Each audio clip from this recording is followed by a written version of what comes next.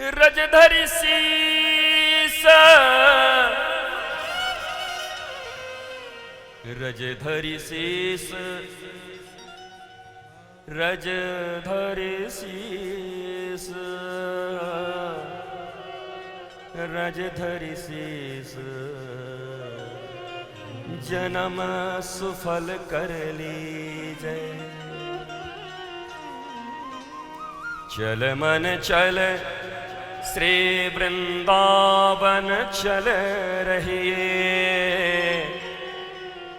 चल मन चल श्री वृंदावन चल रहिए।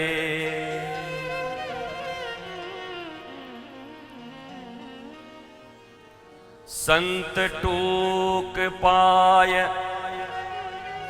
जमुना जल पी रहिए। चल मन चल श्री वृंदावन चल रहिए। वृंदावन चल रहिए। श्याम कृपाए सो कब करी हो। श्याम कृपाए सो कब करी हो। चली वृंदावन फिर लौट नहीं हो। चल मन चल श्री वृंदावन चल रहिए। अरे तन से नहीं जा सकते, नागपुर में बैठी हुई श्याम नगर की हमारी माताओं तो मन से तो वृंदावन जा सकते हैं। इसलिए कह रहे हैं चल मन श्री वृंदावन चल रहिए। मन तो वृंदावन में बैठा हो। इस शरीर को कहीं ले जाना हो तो रथ की और गाड़ी की जरूरत पड़ती है, पर अगर इस मन को और आत्मा को वृंदावन ले जाना हो तो मनोरथ की जरूरत पड़ती है। सुफल मनोरथ सुफल मनोरथ। मनोरथ के ऊपर चढ़ो।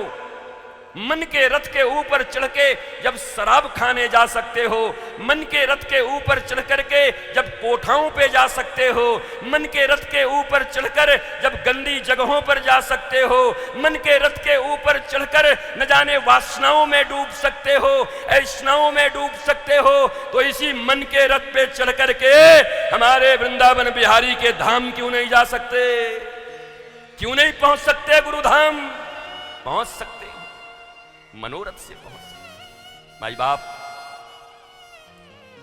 ये तो हमारा प्रमाद है और बहाने हैं, वरना मन को तो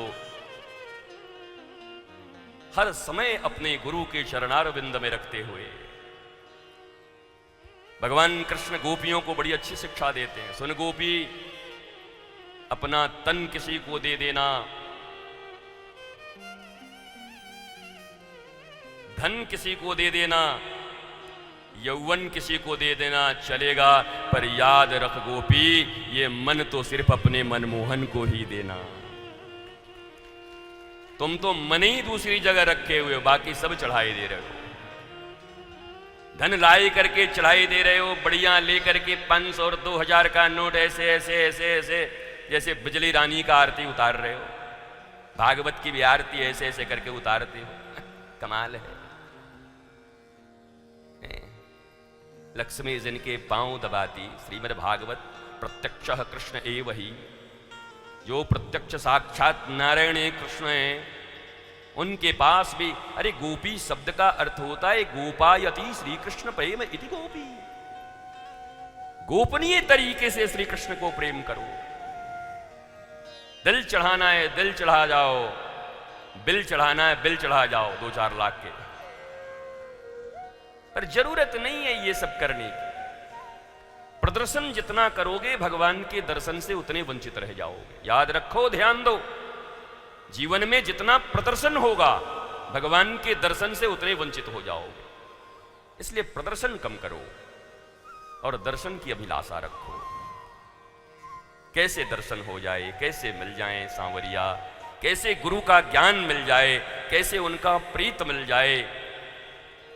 एक शब्द में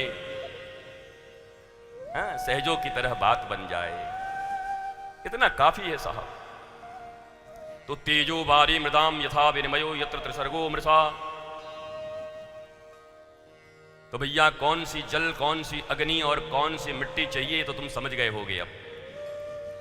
अब मुझे लगता है तुम कभी उदास नहीं होगे अगर तुम्हारे घर के पूजा में कहीं चतुर्धाम से मिट्टी नहीं आ पाए तो उदास मत होना। शारीरिक सामर्थ्य कम हो सकते हैं पर मन का सामर्थ्य परमात्मा ने सबको बराबर दिया है। मन के सामर्थ्य से काम करेंगे, हृदय के सामर्थ्य से काम करेंगे। परमात्मा को अगर रुचे रुचे 56 भोग ही प्रिय होते तो हमारे परमात्मा सबरी के जूठे बेर क्यों खाते? बताओ, अगर उनको भी सामर्थ्य से ही लेना होता।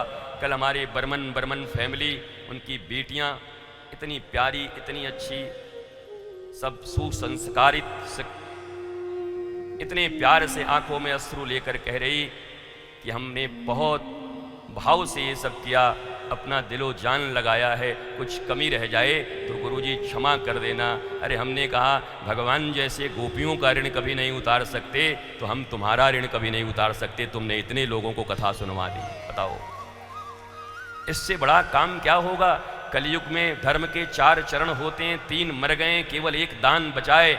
और दान में भी अगर किसी को भोजन देते हो तो 3 दिन तक पेट में रहता है, किसी को जल देते हो तो 1 दिन तक पेट में रहता है, किसी को कपड़े देते हो 1-2 साल तक रह जाएगा फिर फट जाएगा। लेकिन अगर किसी को ज्ञान दे देते हो तो जन्म जन्म तक उसका साथ देता है। इसलिए दान में भी ज्ञान दान से बड़ा दान कुछ नहीं।